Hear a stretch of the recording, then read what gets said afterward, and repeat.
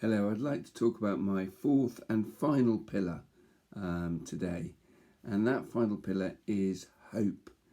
I think hope is probably, or the meaning of hope is probably my favourite word in the English language, that sense that something good is going to happen. And I think it's a word that is a little bit devoid, if I'm honest, in the whole world and remit of education. And I think it's something crucial that every young person feels that when they finish the journey through school and education, that they've got a sense of hope about the next part of their journey. When I mentor young people, it is often evident that they have got no hope. And what is besetting them or holding them back, a little bit like a dragster in its parachute, is that they've had a setback in their past that is defining them. Something's happened, they failed something, they've been dropped, they're feeling like they're no good. And that moment has defined them. So in my case, I'm a blind man, I'm defined by it. But my big passion is that we should use our setbacks. We should use them, as I often say, as springboards. We should learn from them, using that idea of reflecting and refining, and then moving on. But what many young people do is that they ruminate, dwell on it, dwell, and then they define themselves.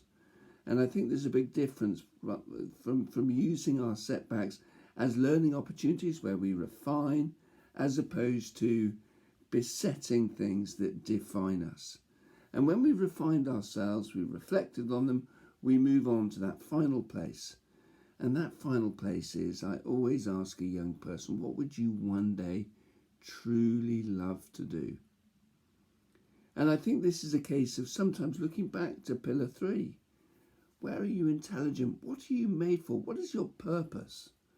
And I think that they can be such powerful informants. And when somebody recognizes that they should pursue where they are naturally gifted and able, then that is the point that they can start to dream a dream. And I always say as a sort of finishing line that the most important thing for us all is that we have the right attitude.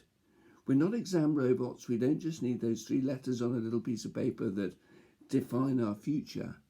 What we need is our passion, our giftedness, plus a good attitude. What I always say to young people is an attitude is a strange thing because it can't be taken out of you.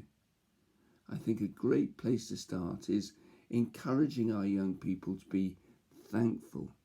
Thankful for what they can do, thankful for what they do have, rather than constantly dwelling on what they don't have and they can't do, which can often be, again, like that defining setback, it can be a very besetting thing. So the final posture is the final pillar is one of hope. Teach our kids to use setbacks to refine themselves, get into a place where they dream a dream, and when they've got a purpose and they've got a good attitude, their balloon is truly inflated. Thank you very much.